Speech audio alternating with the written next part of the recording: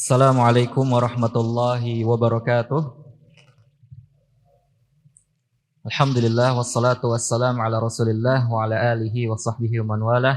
Asyhadu an la ilaha illallah wahdahu la syarikalah wa asyhadu anna Muhammadan abduhu wa rasuluh alladzi la nabiyya wa la rasula ba'da, amma ba'd.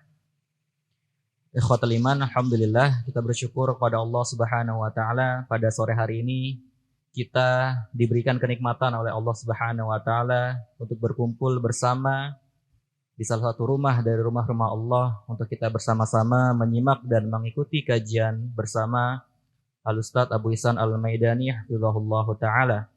Salawat teriring salam tak lupa kita curahkan kepada Nabi kita Muhammad sallallahu alaihi wasallam beserta keluarganya, para sahabatnya dan seluruh pengikutnya hingga akhir zaman nanti.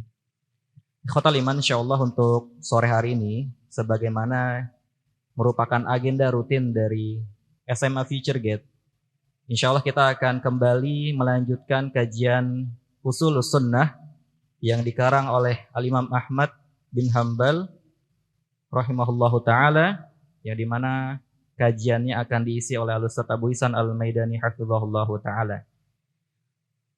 Dan alhamdulillah di bulan lalu kita sudah sampai pada pembahasan beriman terhadap syafaat Nabi sallallahu alaihi wasallam, dan insyaallah untuk hari ini kita akan masuk ke poin berikutnya, yaitu wal imanu annal masihad dajjal kharij. Beriman bahwasannya dajjal atau dengan kemunculan dajjal insyaallah. Dihimbau bagi para rekan-rekan guru dan tenaga pendidikan SMA Future Gate agar mempersiapkan alat tulisnya. Kita simak dan kita catat faedah-faedah kajian yang diberikan oleh Ustadz agar kita dapat memurojaahnya dan juga mengingat-ingat kembali kelak setelah kita selesai dari kajian pada sore hari ini. Tanpa berpanjang lebar, mari kita sama-sama simak. Kepada Ustadz kami persilakan, falyatafaddal mashkur. Assalamualaikum warahmatullahi wabarakatuh. Alhamdulillah, nahmaduhu wa nasta'inuhu wa nastaghfiruh wa na'udzu billah min syururi anfusina wa sayyiati a'malina. May yahdihillah fala mudhillalah wa may yudlil fala hadiyalah. Asyhadu an la ilaha illallah wahdahu la syarikalah wa asyhadu anna Muhammadan abduhu wa rasuluh. Ya ayyuhalladzina amanu ittaqullaha haqqa tuqatih wa la tamutunna illa wa antum muslimun. Amma ba'du. Para ikhwah fiddin, asatiz, guru, muallim yang dimuliakan Allah, alhamdulillah sore ini kita kembali bisa bertemu di sini untuk melanjutkan pembahasan dari kitab Syarah Ushulus Sunnah atau Ushulus Sunnah tulisan Imam Ahmad. Kita sampai pada poin nomor 23, wal imanu annal masihad dajjal kharijun maktubun baina ainaihi kafirun wal ahadisul lati ja'at fihi wal imanu bi anna dzalika kain. Poin ke-23, salah satu pokok keyakinan Ahlus Sunnah wal Jamaah adalah beriman, yakin bahwa Al-Masih Ad-Dajjal kharijun. Dajjal akan keluar. Dia disebut Al-Masih. Kenapa? Dajjal disebut Al-Masih. Isa juga Al-Masih. Kenapa? Siapa yang tahu?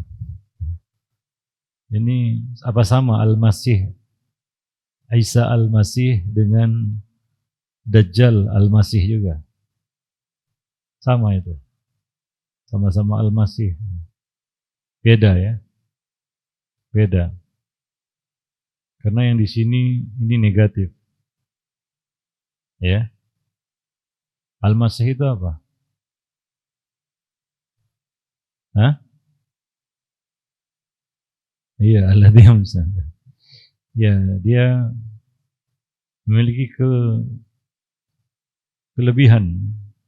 Dia bisa mengusap sesuatu dan merubah sesuatu dengan usapan itu.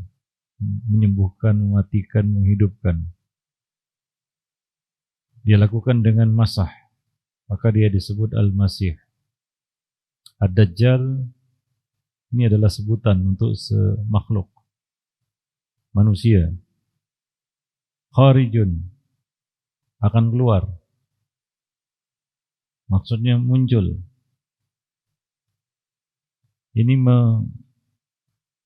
mengisyaratkan bahwa Dajjal makhlukun, sudah diciptakan, ada, namun bersembunyi,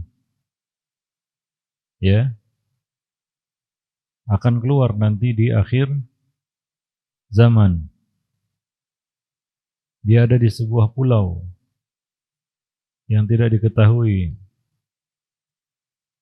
dan akan keluar kepada manusia untuk menguji sebagai fitnah bagi manusia akan keimanan mereka. Ya. Dan dia adalah salah satu tanda dekatnya hari kiamat. Tanda yang besar ya. Ada tanda-tanda kecil, ada tanda-tanda yang besar. Ini termasuk tanda yang besar yang menunjukkan dekatnya hari kiamat. Ya. Maktubun baina ainaihi kafirun. Tertulis di antara dua matanya kafirun. Dalam riwayat lain disebut tertulis kaf fa ra. Ya, itu ejaan kafir. Simbol. Jadi Dajjal juga memakai simbol. Simbolnya kaf fa ra. Kafir. Ya, wal ahadisul lati ja'at fihi. Dan mengimani hadis-hadis yang disebutkan tentang Dajjal. Ya. Waktu kemunculannya, di mana munculnya, dan bagaimana terbunuhnya, dan siapa yang membunuhnya. Wal imanu bi anna dzalika kainun. Dan mengimani bahwa hal itu semua akan terjadi.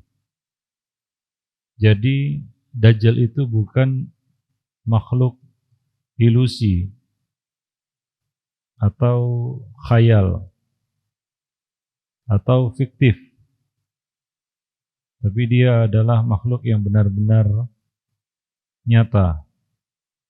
Bahkan sudah dicipta. Dia disembunyikan, tersembunyi di satu tempat sama seperti Ya'juj dan Ma'juj dan akan keluar pada akhir zaman nanti. Hadis-hadis tentang Dajjal tidak boleh ditakwil dengan makna-makna lain yang keluar dari zahirnya. Ya seperti yang menakwil Dajjal ini dulu televisi. Ya, ada juga itu ya. Televisi itu Dajjal katanya, karena matanya satu. Dajjal itu bukan matanya satu seperti digambarkan di tengah gitu, enggak. Keliru. Makhluk apa itu?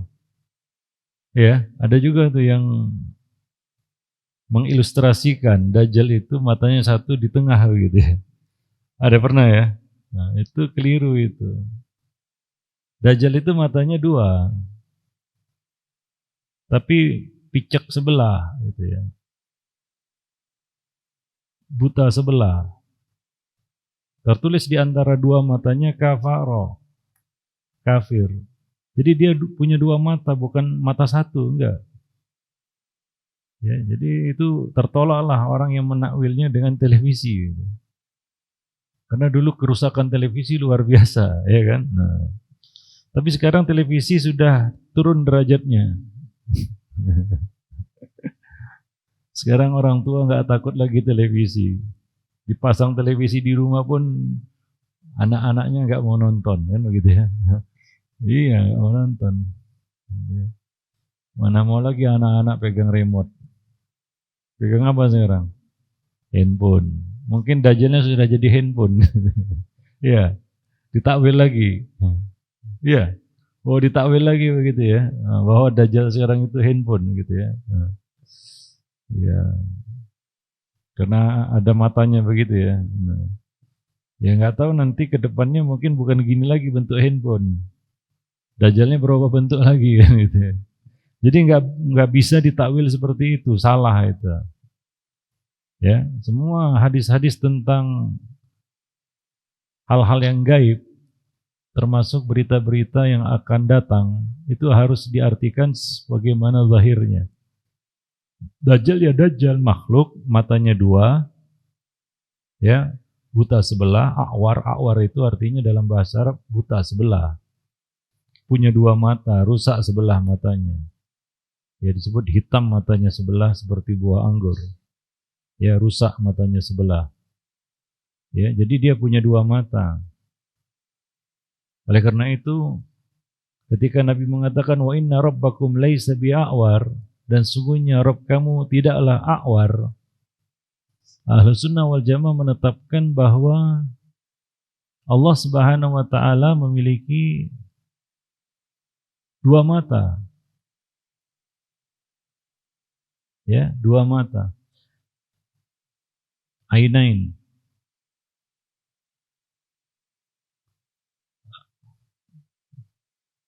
Adapun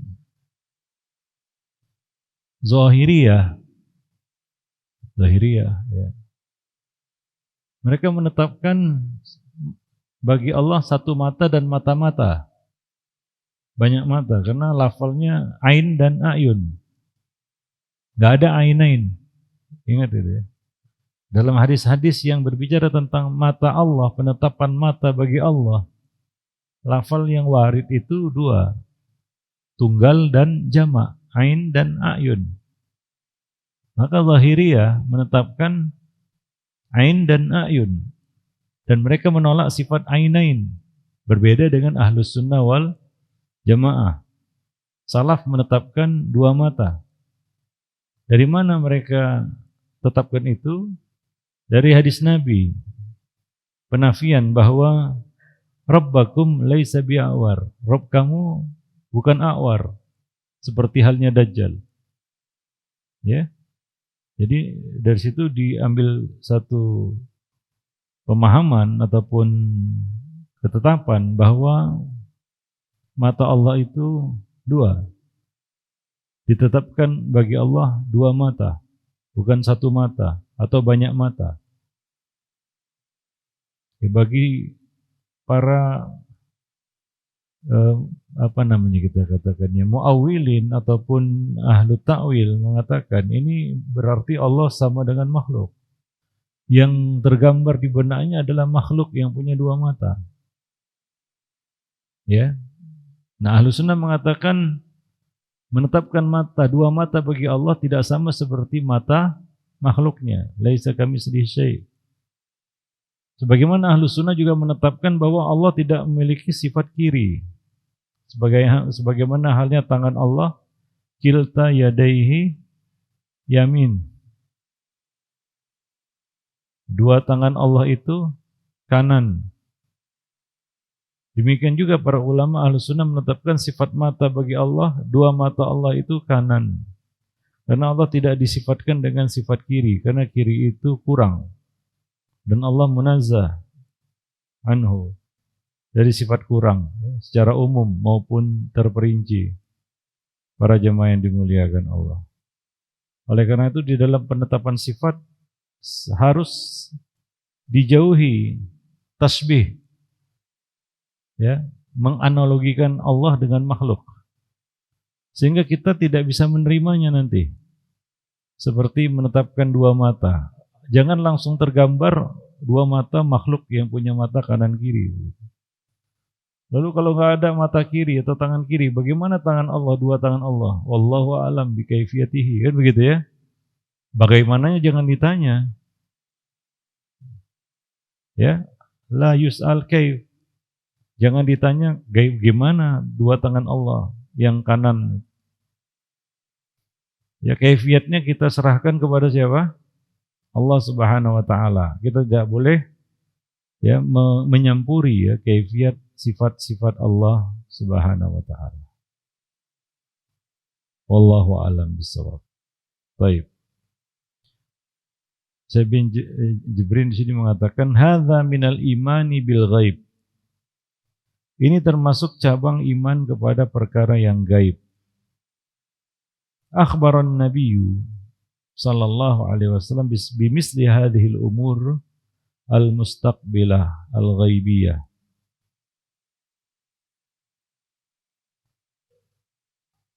Nabi mengabarkan perkara-perkara yang akan datang dan gaib. Gaib artinya belum kita ketahui bagaimana terjadinya. Sebagaimana masa depan disebut gaib. Orang Arab mengatakan ma fatahul mun wal muammalu ghaib. Apa yang sudah lewat itu hulmun, kenangan, memori, nostalgia. Wal muammalu, masa depan, apa yang kita harapkan, cita-citakan, yaitu masa depan ya. Ghaibun, gaib. Maka masa depan itu disebut juga gaib, karena masih gaib ya. Para jemaah yang dimuliakan Allah. Fala budda an nu'mina biha wa nusaddiqu wa nasduqu biha. Kita wajib mengimaninya, wa nusaddiq biha, dan membenarkannya. Wa dzalika li thubutiha bis sunnah min turuqin mutawatirah fi ahadits sahihah. Karena sudah ditetapkan dalam as-sunnah dari banyak sekali riwayat-riwayat, bahkan disebut mutawatirah, hadis-hadis yang sahih tentang Dajjal ini, tentang akhir zaman. Wa wasafat Dajjal bi awsafin tumayyizu annahu insan. Ini penting. Dan Nabi mensifatkan, menceritakan sifat-sifat Dajjal dengan sifat-sifat yang menjelaskan, bisa diidentifikasi bahwa Dajjal itu adalah insan, manusia, bukan jin, ya, bukan bangsa jin. Dia manusia, bukan alien, ya. Walaupun dia tidak seperti manusia-manusia lainnya dari ukurannya. Tidak berlebihan, karena dulu juga bapak kita Adam tingginya 60 hasta. Digambarkan dalam hadis bahwa Dajjal itu besar. Ya. Dia punya kecepatan, dia punya kemampuan. Hingga dia bergelar Al-Masih. Salah satu kemampuan kelebihannya. Jadi kita meyakini bahwa Dajjal itu manusia. Bukan makhluk lain. Karena belum ditemukan makhluk selain 3 yang Allah sebutkan. Malaikat, jin, manusia. Ya. Adapun selain itu enggak ada. Seperti ada makhluk di planet lain atau di tempat lain ya. Seperti manusia atau seperti jin atau seperti malaikat. Seperti aja enggak ada ya keterangannya. Adapun isu tentang alien Sampai hari ini isapan jempol aja. Ya. Artinya enggak wujud, enggak nyata. Kecuali ditakwil ya. Takwil. Kalau ada yang merasa melihat alien dan lain sebagainya, bisa dipastikan itu bukan makhluk lain, tapi itu jin. Ya, biasa saja dia menjelma ya. Karena jin bisa menjelma dalam bentuk-bentuk yang lain. Sebagaimana jin datang menghampiri Abdullah bin Mas'ud dalam bentuk yang menakutkan, hitam, atau Abu Dzar Al-Ghifari, maaf. Dalam bentuk hitam yang menakutkan. Ya, membuat Abu Dzar takut. Itu jin, ya, bukan makhluk yang lain selain 3 makhluk ini. Kalau ada, dia diciptakan dari apa? Kalau alien itu ada, dia diciptakan dari apa? Apa materi penciptaannya? Tanahkah? Cahayakah?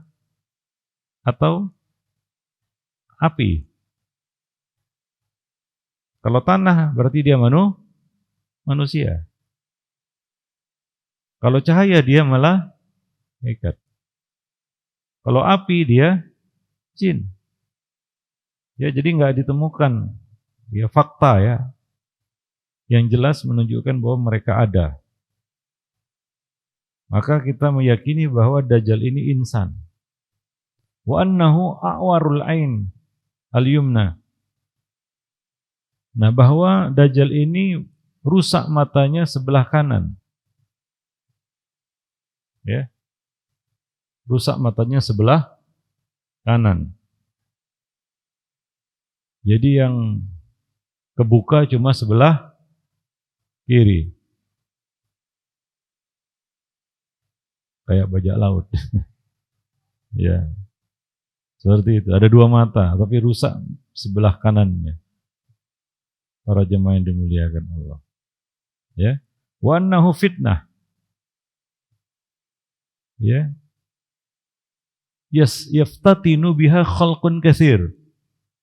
Bahwa Dajjal ini adalah fitnah. Jadi ujian. Allah menguji hambanya dengan cara apapun yang Allah kehendaki. Ya. Termasuk dengan melalui Dajjal. Melalui iblis. Ya, dan melalui makhluk-makhluk Allah lainnya. Wa nahu fitnah yaftatinu biha khalqun katsir. Yang mana banyak manusia yang terfitnah dengan Dajjal ini. Wa yusabbitullahu man kana ala al-haqqi fala yaftatinuna bihi. Dan Allah meneguhkan orang-orang yang berada di atas kebenaran dan mereka tidak terfitnah dengan Dajjal ini. Karena mereka berada di atas nas, ya, di atas syariat, di atas agama, maka mereka selamat dan mereka tidak terfitnah dengan Dajjal ini. Wa ya'lamuna annahu kadzdzab. Dan mereka mengetahui bahwa Dajjal ini adalah pendusta. Walidzalika summiya dajjalan. Oleh karena itulah dia disebut Dajjal. Yang artinya adalah katsirul kadzib wa 'azimud dajjal. Yaitu seorang yang banyak berdusta. Ya, dan banyak besar kebohongannya. Para jemaah yang dimuliakan Allah. Ya, ini Ahlus Sunnah wal Jamaah. Ya, di akhir zaman yang bertemu Dajjal, dia akan selamat. Kenapa? Karena dia tahu ini Dajjal. Adapun manusia yang jahil, yang tidak bersama sunnah, dia nggak tahu ini Dajjal. Apa itu nanti ya di akhir zaman ya. Nah, orang-orang yang membaca hadis bersama hadis-hadis Nabi mengetahui ini Dajjal. Jika ada seorang yang berkata ketika dia difitnah oleh Dajjal, dia mengatakan, aku tahu bahwa engkau ini adalah Dajjal seperti yang dikabarkan Nabi SAW dalam hadis beliau. Artinya orang ini bersama dalil. Maka salah satu cara selamat dari Dajjal adalah tetaplah bersama dalil, bersama syariat, ya, bersama sunnah. Hingga kita tahu hakikat yang akan muncul di depan kita. Adapun orang yang tidak bersama dalil, tidak bersama sunnah, dia nggak tahu ini Dajjal. Kalau keluar sekarang ya mungkin antum tahu ya. Tapi boleh jadi ilmu tentang Dajjal ini dilupakan orang. Hadis-hadisnya hilang. Lalu hanya diketahui oleh segelintir manusia, bisa jadi. Ya karena dalam sejarah juga kita tahu bahwa banyak hadis-hadis Nabi itu yang akhirnya hilang atau tersembunyi. Ya, banyak. Hadis-hadis Nabi itu tersembunyi dan tidak menutup kemungkinan juga di akhir zaman nanti, karena banyak manusia yang terfitnah dengan Dajjal ini. Mereka tidak tahu yang di depan mereka itu Dajjal dengan ciri-ciri yang disebutkan Nabi SAW. Dia buta sebelah, ada kafarah di antara dua matanya. Ya, mereka tidak tahu itu Dajjal karena mereka tidak bersama dalil, tidak bersama hadis-hadis Nabi SAW. Wallahu a'lam bishawab. Namun Allah akan meneguhkan ahlul haq, mereka tidak terfitnah. Nah, mereka membaca hadis, di antaranya hadis Anas radhiyallahu anhu qala Rasulullah sallallahu alaihi wasallam, ma ba'asallahu min nabiyyin illa andhara qaumahu al-awar al-kadzdzab. Tidak ada seorang nabi pun yang diutus oleh Allah Subhanahu wa taala melainkan akan memperingatkan kaumnya dari bahaya al-a'warul kadzdzab, Dajjal, pendusta yang buta matanya sebelah. Wa innahu a'war.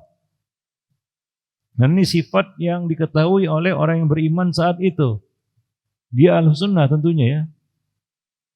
Dia tahu kenapa? Dia lihat orang ini buta matanya sebelah. Sebelah mana yang buta? Sebelah kanan. Ya. Wa inna rabbakum laisa bi'awar. Sementara Rabb kamu Allah Subhanahu wa taala bukanlah a'war. Maktubun baina ainaihi kafirun. Tertulis di antara dua matanya, di antara ya, berarti dia punya dua mata, kanan kiri ya. Yang buta mata sebelah kanan. Tertulis kafirun. Ya ini simbol. Ya kalau dari ejaannya berarti ini apa? Makhluk yang kafir. Ya, yang menentang. Yang tidak melaksanakan perintah Allah Subhanahu wa taala. Ini hadisnya sahih riwayat Bukhari dan Muslim. Maka sebutan Dajjal ini dipakai juga untuk yang lain. Orang-orang yang kelakuannya mirip Dajjal seperti Al-Dajajilah. Ya, Dajjal-Dajjal kecil yang muncul di akhir zaman juga. Tapi bukan Dajjal sesungguhnya ya. Dajjal-Dajjal kecil ini misalnya apa? Al-Mutanabbi'un, orang-orang yang mengaku nabi. Dan orang-orang yang menyesatkan manusia dari agama Allah Subhanahu wa taala, yang terang-terangan mengajak kepada kebatilan atau penyembahan selain Allah Subhanahu wa taala, mereka disebut Dajjal. Karena apa yang mereka dakwahkan pasti batil. Ya, para jemaah yang dimuliakan Allah. Dan Dajjal juga digunakan sebagai istilah untuk orang-orang yang banyak dusta. Misalnya para perawi yang didapati bahwa kata-katanya selalu dusta, banyak berdusta. Maka salah satu ungkapan al-jarah adalah Dajjal, fulan Dajjal. Fulan seorang Dajjal. Artinya bukan Dajjal akhir zaman, enggak. Tapi dia adalah ungkapan itu ya, untuk perawi yang banyak bohongnya. Lebih banyak bohongnya daripada benarnya. Ya, nah demikian. Wallahu a'lam bishawab. Kemudian Syekh mengatakan wal ahaditsu fi dzikri dajjal, ya, wa annahu min asyratis saah katsirah wa tsabitah. Hadis-hadis yang menyebutkan tentang Dajjal dan bahwa Dajjal itu termasuk salah satu tanda-tanda hari kiamat itu sangat banyak sekali dan sahih. Waqad saradaha Ibnu Katsir fil juz'il awal minan nihayah. Telah dicantumkan oleh Ibnu Katsir di dalam kitab An-Nihayah di juz pertama. Waqad umira al-muslim bita'awuz minhu fi kulli salatin ba'da tasyahhudi qabla salam wa li'annahu fitnah 'azimah. Dan seorang muslim diperintahkan, ya, bita'awuz minhu, untuk berlindung kepada Allah dari godaan Dajjal ini di setiap salat ba'da tasyahud qabla salam, ya, setelah tasyahud sebelum salam. Li'annahu fitnah 'azimah, karena dia adalah fitnah yang sangat besar. Nas'alallah ayyu'idhana min syarri fitnatil masihid dajjal. Semoga Allah Subhanahu wa taala melindungi kita dari keburukan fitnah Masih Dajjal. Ibn Jibrin mengatakan, wa huwa al-kadzdzab al-ashir alladhi yadda'i annahu rabb. Ini salah satu propaganda Dajjal, yaitu dia mengklaim dirinya Tuhan. Maka sekarang itu banyak Dajjal kecil lah kita katakan, bukan Dajjal gede, bukan Dajjal sesungguhnya. Karena kalau Dajjal sesungguhnya juga ukurannya dan lain sebagainya nggak seperti manusia biasa, walaupun dia manusia. Tapi ada orang-orang yang bahkan bukan mutanabi lagi. Ya, mutanabi itu dipanggil Dajjal juga dulu. Ya, orang-orang yang mengaku nabi itu disebut Dajjal juga. Dajjal kecil. Lalu bagaimana orang yang mengaku Tuhan? Ya, mengaku Tuhan.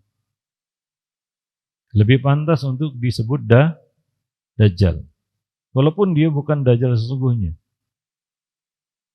Ya, dari dulu sampai hari ini, di era modern, zaman modern, zaman di mana mungkin ilmu pengetahuan bisa diakses dengan mudah, tapi masih ada juga orang yang mengaku Tuhan.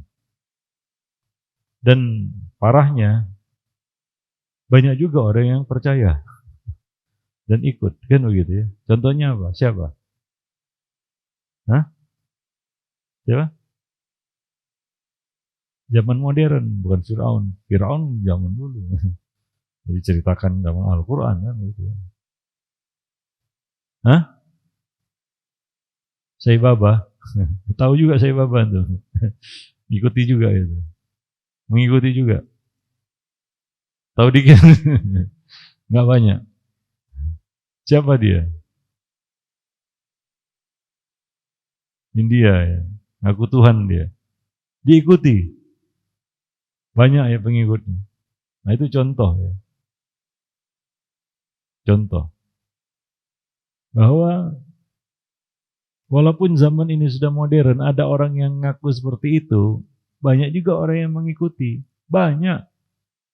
Padahal itu kan Dajjal gak sesungguhnya lah ya.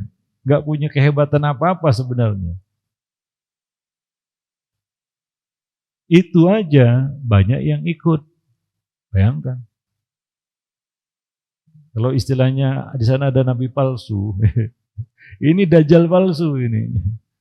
Ya tapi digolongkan Dajjal kecil ya. Tapi kalau dia ngaku Tuhan ya, dan itu disebut tauhid ya. Karena dia ridho dengan penyembahannya. Ya, disembah itu kan. Antum silakan googling lah di internet tentang Sai Baba ini. Ya, nah demikian. Bagaimana kalau Dajjal sesungguhnya ada di depan mereka gitu? Yang punya kehebatan gitu ya. Maka gelarnya juga Al-Masih. Diusap sembuh, diusap hidup gitu. Main usap-usap hidup. Ya dulu orang apa sih Al-Masah itu? Al-Masah al-Khufain gimana coba? Gimana Al-Masah al-Khufain? Mengusap khuf gimana? Ya, main usap-usap jadi. Mungkin dulu orang apa hebatnya usap-usap bisa berubah. Sekarang kan orang main usap-usap berubah, betul nggak? Usap-usap-usap datang makanan, ya kan? Betul nggak? Usap-usap-usap datang makanan, usap-usap-usap datang paket kan gitu ya.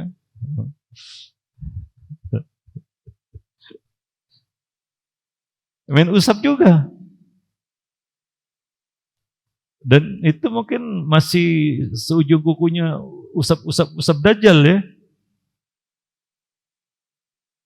Jadi ini suatu kehebatan begitu ya, Dajjal nanti. Begitu. Mungkin ya saya katakan begitu dahsyatnya kekuatan otak manusia itu.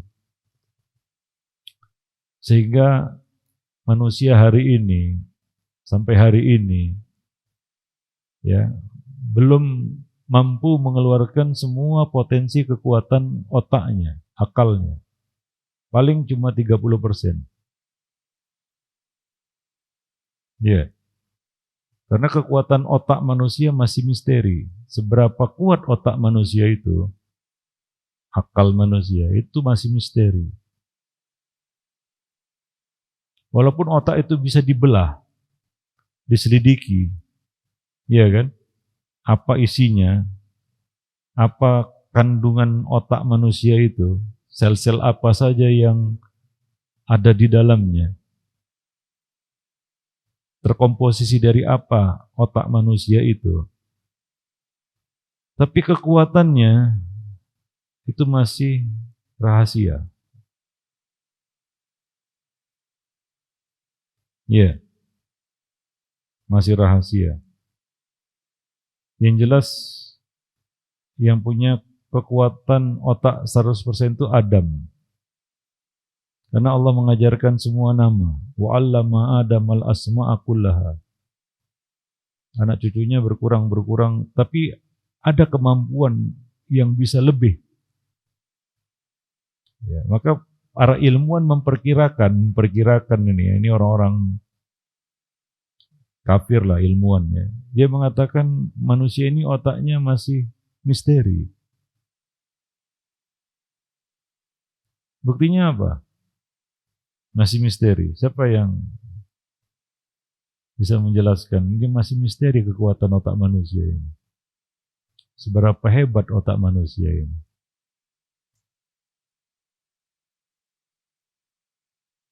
Apa buktinya?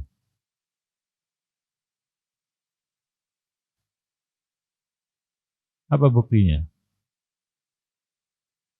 Hah? Yang jelas kekuatan otak manusia berbeda-beda ya. Itu suatu hal yang pasti. Bukan demikian?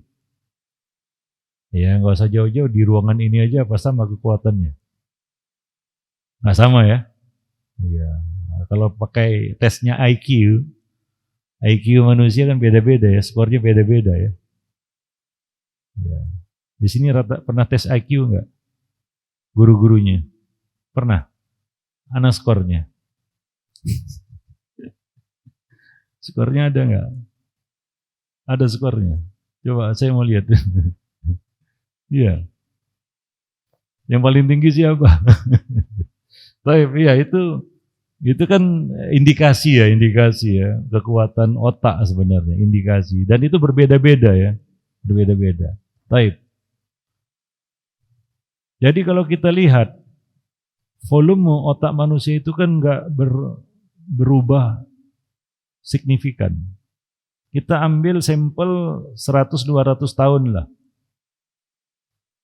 Orang yang mati 100-200 tahun yang lalu, kira-kira volume otaknya sama nggak dengan otak manusia hari ini? Volumenya ya, sama lah. Nggak jauh-jauh beda. Karena batok kepalanya pun ya mirip-mirip juga kan gitu ya.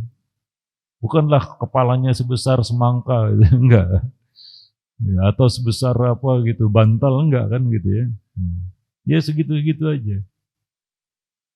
Tapi seandainya mereka yang mati 100 tahun yang lalu itu dihidupkan sekarang, apa yang terjadi? Apa yang terjadi? Hah? Kok kultur? Bukan kultur shock lagi.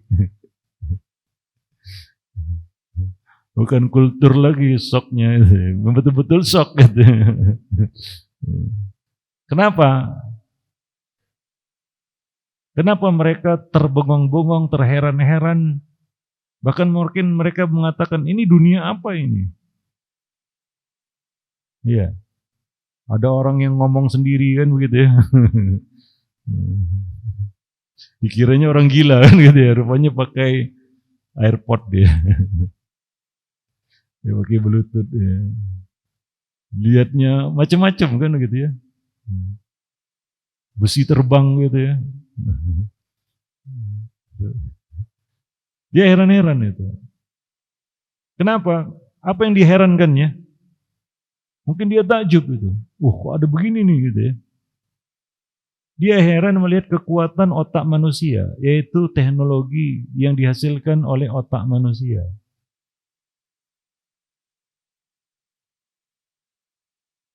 Betul nggak? Iya. Nah kalau antum hidup 1000 jauh kali, 100 tahun ke depan, atau 200 tahun ke depan, kira-kira apakah wajah dunia sama seperti hari ini?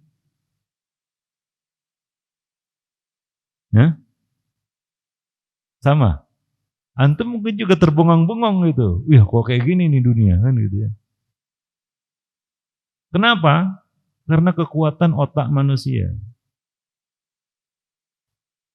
yang nggak bisa diduga. Para jemaah yang dimuliakan Allah, apa yang bisa dihasilkan oleh otak manusia? Mungkin kita terheran-heran, dunia apa ini kan gitu ya. Nah, nggak usah jauh-jauh lah, 10 tahun ini, satu dekade ini, dari 2010 sampai 2023, antum merasakan nggak perubahan wajah dunia? Kalau antum agak teliti melihat perkembangannya.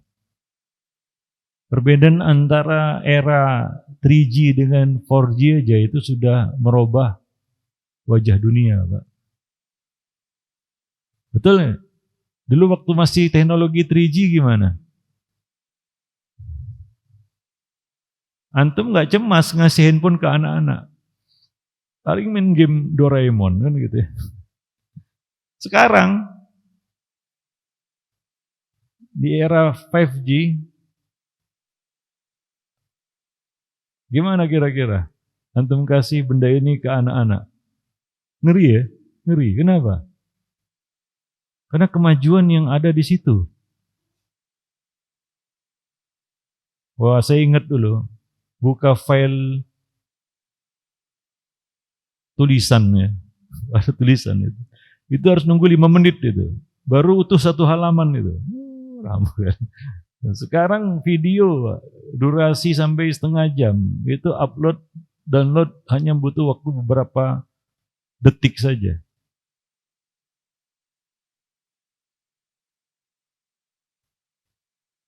Ya. Dan itu merubah wajah dunia. Itu hasil apa? Kekuatan otak manusia. Dan itu kan nyata. Bukan suatu yang enggak nyata gitu ya. Nyata enggak? Nyata. Para jemaah yang dimuliakan Allah. Baik. Ya, nah demikian. Wallahu a'lam bishawab. Ya, jadi kita katakan kemunculan Dajjal ini adalah suatu yang kita katakan suatu hal yang pasti ya, dan nyata, bukan ilusi, bukan suatu yang fiktif, tapi dia suatu yang akan dialami oleh umat manusia di akhir zaman. Ya, mungkin antum kita tidak bertemu langsung dengan Dajjal ini, kemungkinan kan begitu ya. Nah, tapi untuk anak cucu kita wajib khawatir. Ya, kita wajib khawatir. Sebagaimana khawatirnya Nabi Ibrahim terhadap anak cucunya dari menyembah berhala. Walaupun Nabi Ibrahim tidak menyembah berhala, bahkan berhalanya dihancurin sama Nabi Ibrahim, kan begitu ya. Tapi Nabi Ibrahim khawatir anak keturunannya menyembah berhala. Wa junubni wa baniya an na'budal asnam. Walaupun kita enggak ketemu Dajjal seperti yang diceritakan oleh Nabi di dalam hadis-hadis ini, namun kita khawatir anak cucu kita yang akan bertemu dengannya. Maka kita wajib menyampaikan berita Dajjal ini kepada generasi-generasi penerus kita. Ya, generasi ke generasi hingga generasi yang nantinya betul-betul bertemu dengan Dajjal, dia tahu ini Dajjal. Karena orang yang enggak tahu pasti akan tergilas oleh Dajjal ini. Dia akan mengikuti Dajjal ini. Hanya orang yang tahu yang selamat, seperti yang disebutkan di dalam hadis. Ya, ketika ada seorang yang dimatikan, dia dihidupkan lagi untuk beriman kepada Dajjal ini, dia tetap mengatakan, saya tahu kamu ini adalah Dajjal seperti yang dikhabarkan Nabi SAW. Karena dia baca hadis.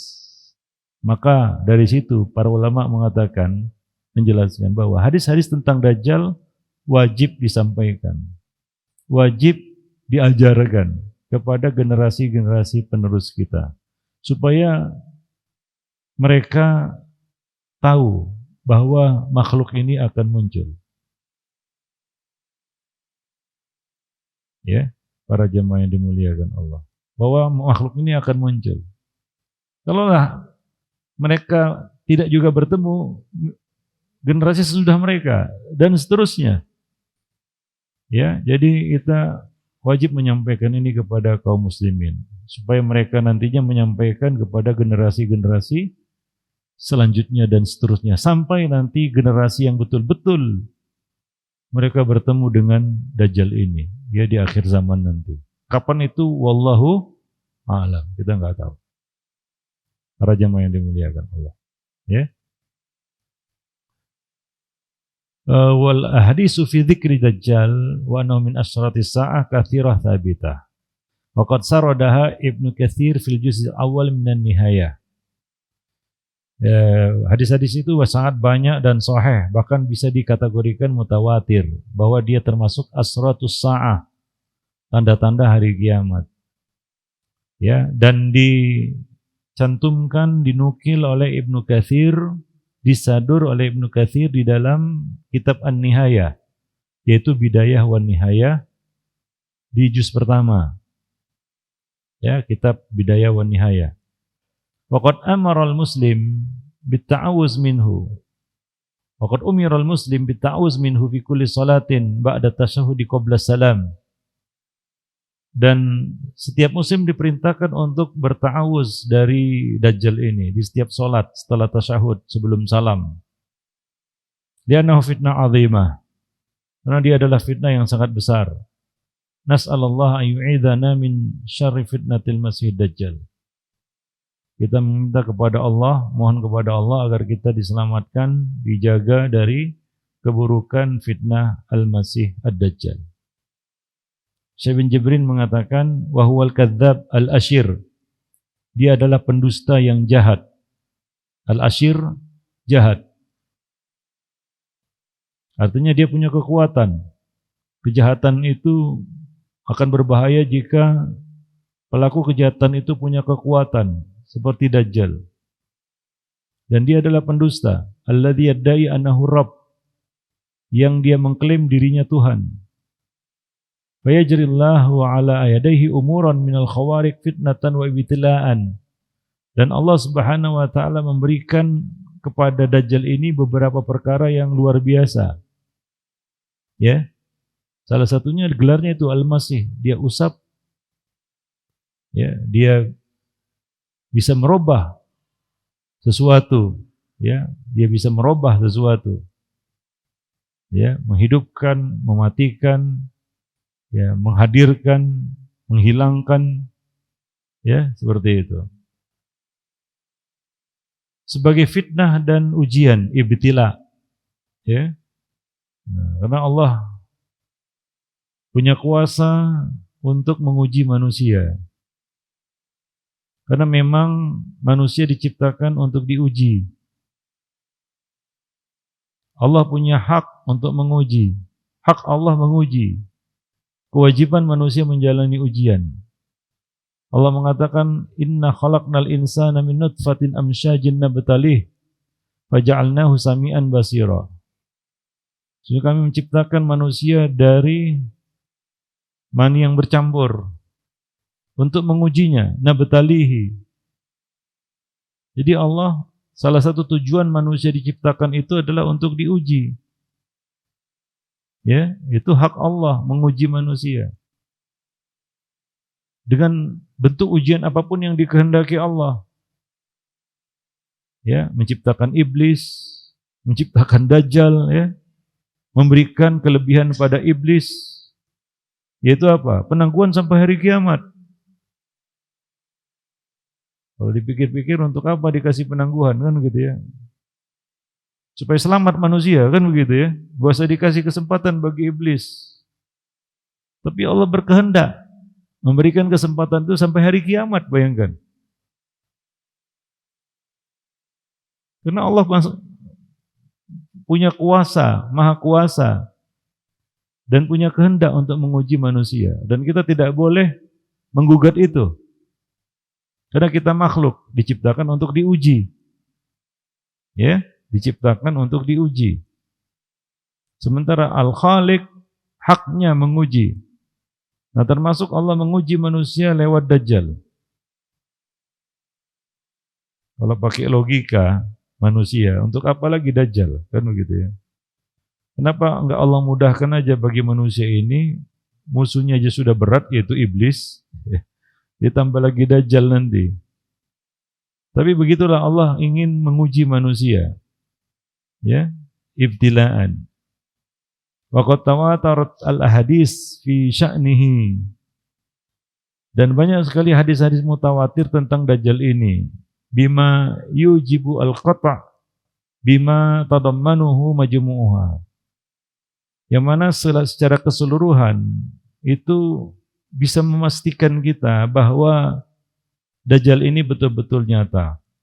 Ya, secara keseluruhan hadis-hadis itu menjelaskan bahwa Dajjal itu adalah makhluk, enggak bisa ditakwil dengan hal-hal lain. Ya, seperti yang diceritakan Nabi SAW. Bahkan dalam hadis Tamim Ad-Dari, ya, beliau tanpa sengaja bertemu Dajjal ini di sebuah pulau. Dia terbelenggu. Ya, diceritakan ciri-cirinya, dan ternyata Tamim dan rombongannya bertemu dengan makhluk ini. Ya, wallahu a'lam bishawab. Artinya betul-betul ada dan sudah tercipta. Nah, demikian para jemaah yang dimuliakan Allah.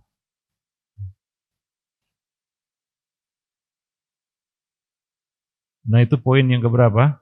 23. Kemudian lanjutannya poin yang ke-24. Ini sebenarnya lanjutan, karena ini termasuk salah satu asyratus sa'ah juga. Ya, tanda-tanda dekatnya hari kiamat. Dan ada kaitannya juga dengan Dajjal. Ini berdekatan.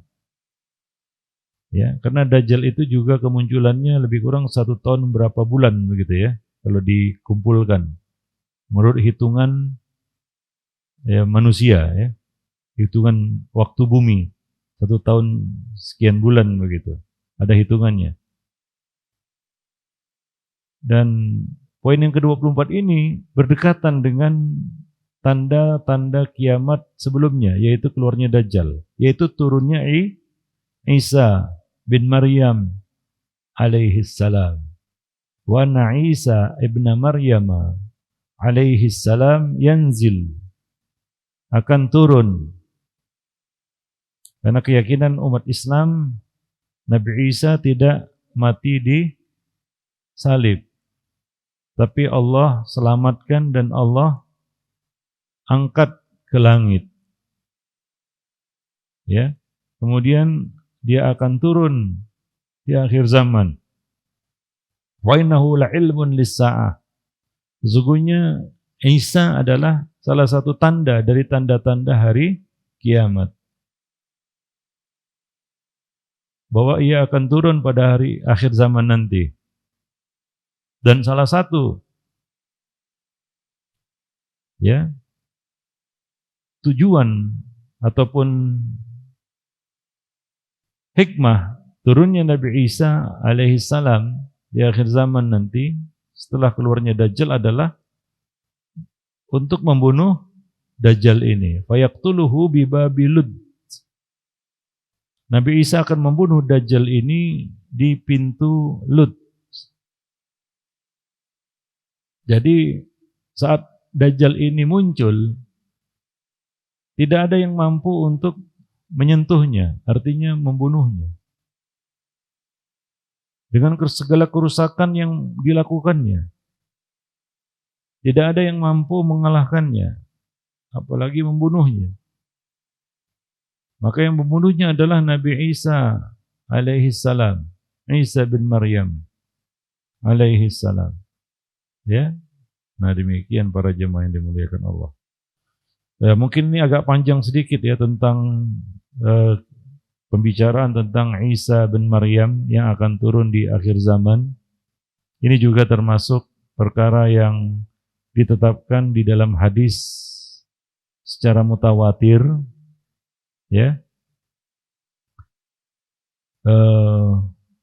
Turunnya Isa di akhir zaman untuk membunuh Dajjal. Selain beliau akan meluruskan penyimpangan manusia berkaitan tentang dirinya, beliau akan mematahkan salib, membunuh babi, meletakkan jizyah yang sebelumnya diberikan kepada ahli kitab, maka setelah itu tidak ada jizyah. Maka saat itu tersebarlah Islam seperti yang Allah kehendaki. Ya, nah itu di akhir zaman nanti. Wallahu a'lam bishawab. Baik, para jemaah yang dimuliakan Allah, mungkin Nabi Isa sendiri turun di mana? Babilud itu di Syam, ya, di wilayah Syam. Di situ terbunuhnya Dajjal. Nabi Isa sendiri turun di Al-Manatul Bayda di masjid di Dimashq, di Damaskus. Ya, wilayah Suriah hari ini. Sekarang ini. Disitulah Nabi Isa akan turun dan membunuh Dajjal di Babulut di Syam. Wallahu a'lam bishawab. Jadi di daerah yang hari ini antum tahu ya, pergolakan di sana enggak selesai ya. Ya, di daerah itu. Ya, ini sebagai sinyal bahwasanya memang itu tempat yang nanti akan terus bersejarah sampai akhir zaman nanti. Karena di situ turunnya Nabi Isa, disitulah pertempuran Dajjal melawan orang-orang yang memeranginya, yaitu kaum muslimin, Imam Mahdi kan begitu ya, yang akan berperang bersama Nabi Isa melawan Dajjal Dajjal ini diikuti oleh orang-orang Yahudi, ahli bid'ah dari kalangan Khawarij. Itu yang akan berada di pihak Dajjal. Dan manusia pada umumnya awam yang hamjun ri'a, yang hanya mengikuti manusia. Ya. Nah demikian. Wallahu a'lam bishawab. Itu peperangan antara hak dan batil.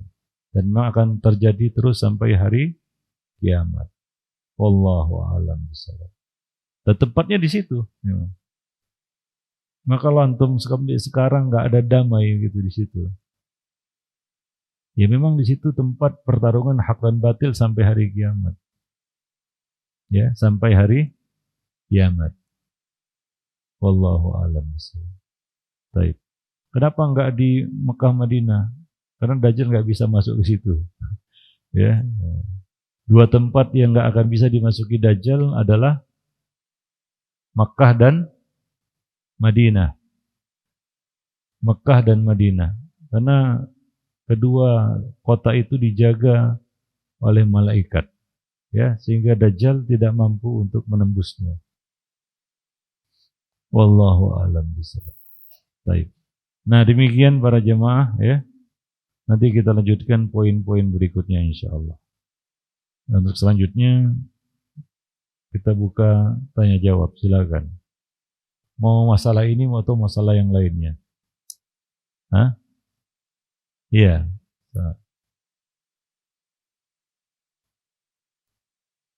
Ya.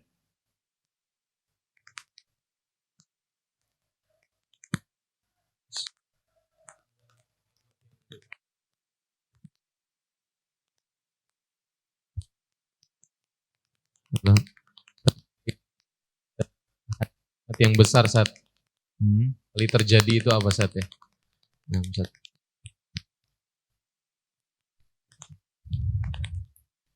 Wallahu alam yang terjadi pertama apa ya? Ada beberapa di antaranya terbitnya matahari dari sebelah barat, ya. Keluarnya daba, api yang menggiring manusia dari Yaman ke Syam, kan begitu ya. Munculnya binatang, ya. Kemudian keluarnya Yajuj dan Majuj, ya.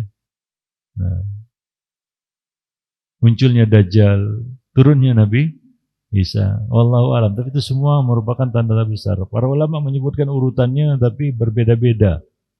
Ya, tidak ditemukan secara spesifik mengenai urutannya itu ya. Karena masih diperdebatkan juga mana yang lebih dulu, mana yang belakangan. Wallahu alam bishawab. Iya. Sulit untuk menetapkannya secara pasti bahwa ini urutannya 1, 2, 3, 4, 5. Yang jelas ya, Dajjal itu keluar sebelum turunnya Nabi Isa. Kenapa? Karena yang membunuh Dajjal adalah Nabi Isa. Wallahu a'lam. Nah demikian. Ya. Ya. Cek. Assalamualaikum Ustaz. Ya. Semoga Allah merahmati Imam Ahmad, Syekh Jibrin, Ustaz dan seluruh kaum muslimin. Afwan Ustaz izin bertanya berkaitan dengan ada 2 pertanyaan Ustaz. Ya. Yang pertama berkaitan kita diperintahkan untuk meminta perlindungan dari Dajjal di akhir tasyahud ya, salat. Dan apakah boleh kita meminta kepada Allah agar kita diwafatkan sebelum Dajjal turun Ustaz? Jadi spesifik, soalnya ada beberapa yang mengatakan atau dia berdoa seperti itu. Gitu. Jadi meminta diwafatkan sebelum Dajjal turun. Kemudian yang kedua Ustaz. Ya, Ustaz. Satu. Gak perlu. Baca aja doa yang diajarkan Nabi. Berlindung dari fitnah ad-Dajjal. Bukan mati, bukan. Diselamatkan dari fitnah Dajjal. Kalaupun kita bertemu Dajjal, kita selamat. Paham? Iya. Bukan enggak bertemu Dajjal. Kalaupun bertemu Dajjal, kita selamat. Ya. Seperti selamatnya manusia yang beriman pada saat Dajjal keluar. Paham? Ya, ada nggak yang selamat? Ada. Orang yang beriman, kan begitu? Nah, kita minta seperti itu. Kalau kita ketemu Dajjal itu, dan doa-doa itu, kalaupun bukan untuk kita, untuk siapa kita baca? Untuk anak-anak kita, anak keturunan kita. Ya. Nah, kadang-kadang doa yang kita baca itu bukan untuk kita, tapi untuk anak-anak keturunan kita. Mudah-mudahan selamat dari apa? Dajjal itu berkat doa orang tuanya. Wallahu a'lam bishawab. Jadi percuma saya minta berlindung dari Dajjal. Toh saya kan nggak akan ketemu Dajjal gitu. Dajjal nggak akan keluar gitu. Memang Nabi Isa mau buru-buru turun? Enggak. Tidak. Ya. Kita baca itu bukan untuk diri kita, tapi mungkin untuk siapa? Anak cucu kita. Ya, wallahu a'lam bishawab. Ya. Yang kedua Ustaz, berkaitan dengan kekhawatiran. Jadi ada pernyataan yang pernah saya dengar, orang ini dia khawatir untuk punya anak, Ustaz. Atau bahkan dia membatasi, pengen punya anaknya nanti satu aja gitu. Dengan alasan khawatirnya bukan karena rezeki, Ustaz, tapi karena buruknya atau semakin buruknya zaman, fitnah-fitnah di zaman ini. Dan dia khawatir dia tidak bisa mendidik anaknya dengan baik gitu. Makanya dia bilang kalau bisa nggak punya anak, atau mungkin kalaupun punya anak cuma dibatasin satu aja gitu. Apakah sikap seperti ini dibenarkan, Ustaz? Jadi khawatirnya bukan khawatir zaman. Ditambah lagi tadi Ustaz juga menyampaikan kan ada khawatiran anak cucu kita bertemu dengan Dajjal gitu, Ustaz. Iya, itu kekhawatiran yang enggak pada tempatnya juga kan begitu ya. Ya. Artinya kita tidak boleh membatasi rezeki ataupun rahmat Allah Subhanahu wa taala, kan begitu ya. Nah, anak itu kan datang dengan rezekinya, kan begitu ya. Nah, sehingga tidak boleh orang itu membatasi rezeki Allah Subhanahu wa taala kalau dia dikasih rezeki, kan begitu. Nah, salah satu tujuan pernikahan juga untuk berkembang biak. Ya. Nah, demikian. Jadi enggak beralasan kita takut tidak bisa mendidiknya kemudian tidak punya anak. Ya, sama seperti orang sufi membaca ayat innama amwalukum wa auladukum fitnah. Dia baca ayat itu aja. Lalu dia katakan harta itu fitnah, saya enggak perlu harta. Maka dia pun enggak mencari nafkah. Ya. Kemudian ketika dikasih konsekuensi, bukankah dalam ayat itu bukan harta saja, tapi anak juga. Anak juga fitnah.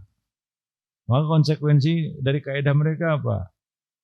Kamu juga tidak perlu punya anak, sebagaimana kamu tidak perlu punya harta.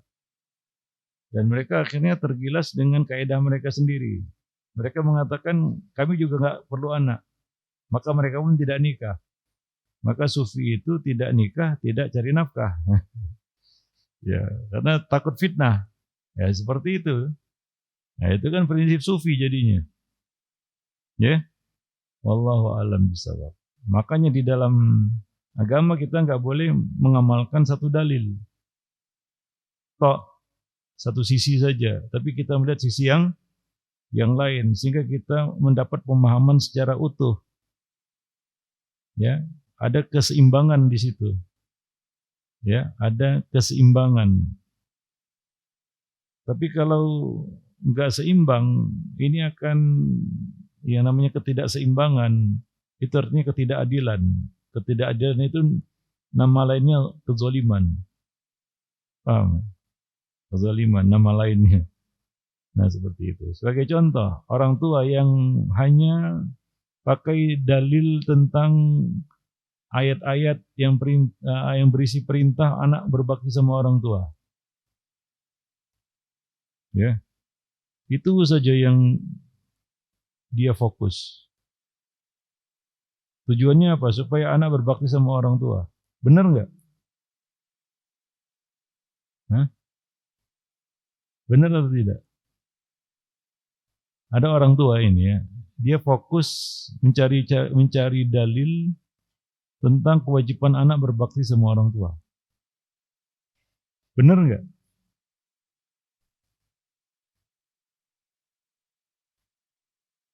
Ada ini orang tua seperti itu. Jadi dia fokusnya apa? Mencari dalil-dalil tentang wajibnya anak itu berbakti sama orang tua. Benar atau tidak? Coba jawab dulu, antum di sini.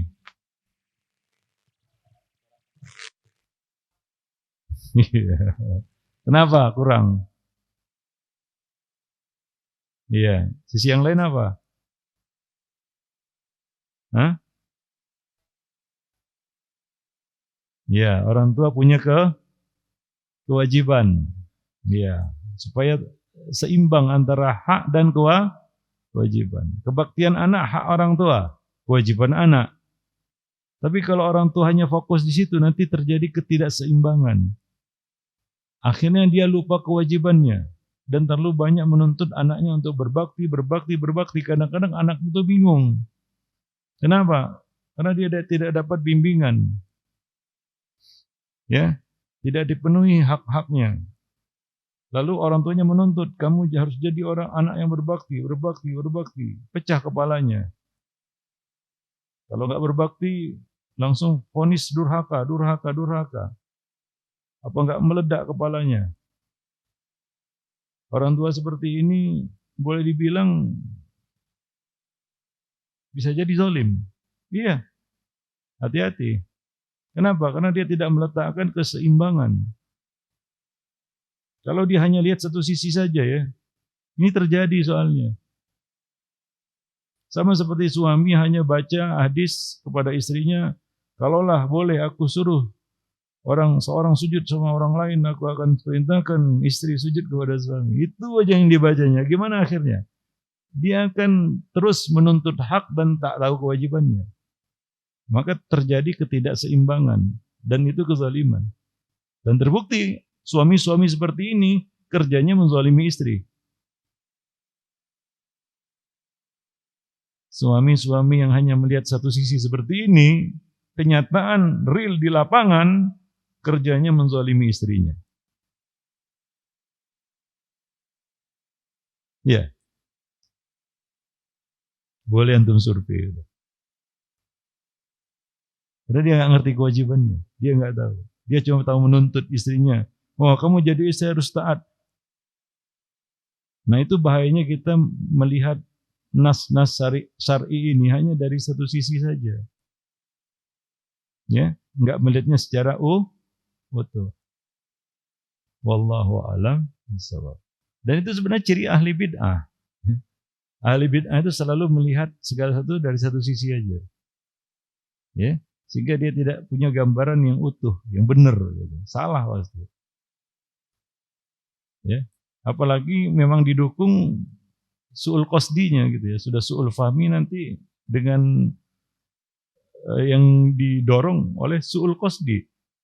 Maksudnya memang nggak baik gitu ya. Mau enaknya sendiri. Egoisme dia aja yang dia kedepankan. Ya. Nah demikian. Wallahu a'lam bishawab. Iya. Maka saya kemarin ngisi parenting ada yang nanya, Ustadz anak remaja saya durhaka. Itu kejut saya baca. Pertanyaan itu. Saya bilang, aduh, ini diralat nih pertanyaan. Ini sudah vonis ini. Dia memvonis anaknya sendiri durhaka. Iya begitu. Mujur itu pertanyaan lewat tulisan. Kalau langsung lisan sudah saya sekak itu. Langsung sekak mat itu. Saya suruh untuk cabut kata-katanya itu. Antum jangan katakan anak antum durhaka. Gimana pun salahnya anak itu. Anak buat salah ya buat salah lah anak. Macam-macam salahnya. Kan begitu ya. Tapi jangan buru-buru langsung buat vonis durhaka seperti itu. Ini mungkin kebanyakan nonton film Maling Kundang. Sampuraga. Apalagi kisah-kisah rakyat. Dalam Al-Quran nggak ada kayak gitu. Apa namanya?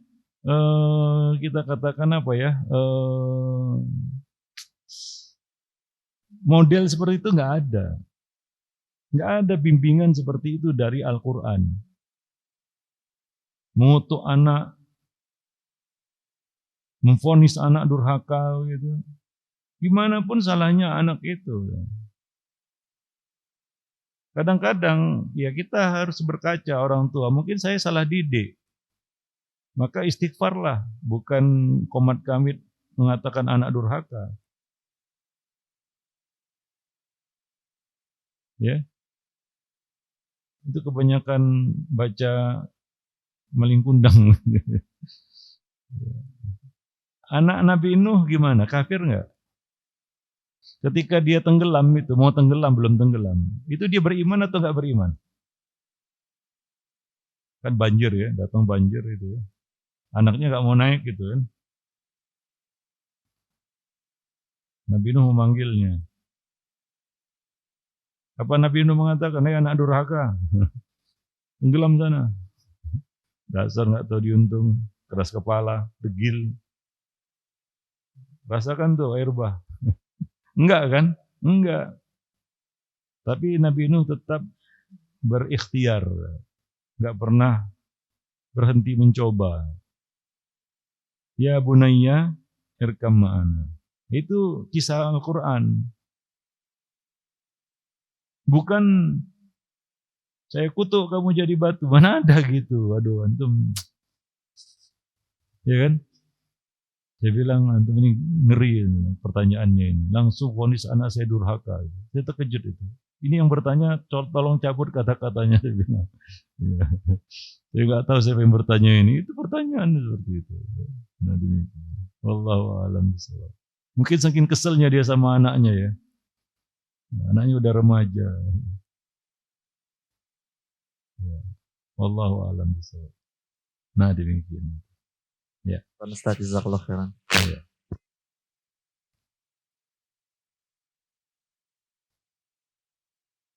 Ada lagi yang mau bertanya? Silakan. Atau sudah selesai ya, karena waktunya udah mendekati maghrib ya. Baik, sampai sini dulu ya pertemuan kita. Mudah-mudahan kita bisa lanjutkan lagi pada pertemuan yang akan datang. Subhanakallah bihamdik. Asyhadu an la ilaha illa anta astaghfiruka wa atubu ilaik. Assalamualaikum warahmatullahi wabarakatuh. Jazakallahu khairan kepada Ustadz Abu Ihsan Al-Maidani hafizahullah atas materinya yang sangat bermanfaat. Semoga Allah Subhanahu wa taala memberikan kemudahan kepada kita semua untuk berjumpa kembali pada kajian yang akan datang, yang insyaallah akan dilaksanakan setiap hari Selasa pada pekan ketiga di setiap bulannya, membahas kitab Ushul Sunnah yang dikarang oleh Al-Imam Ahmad rahimahullah taala. Saya selaku host pada kajian pada pagi sore hari ini, mohon maaf jika ada kesalahan. Assalamualaikum warahmatullahi wabarakatuh.